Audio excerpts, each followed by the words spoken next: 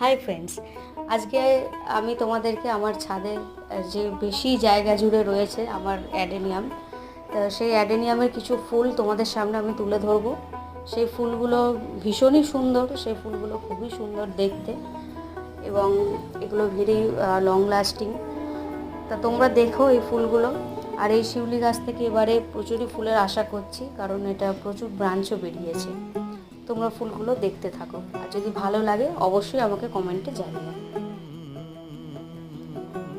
कागज के दो पंख लेके उड़ा चला जाए रे, जहाँ नहीं जाना था ये वहीं चला हाय रे।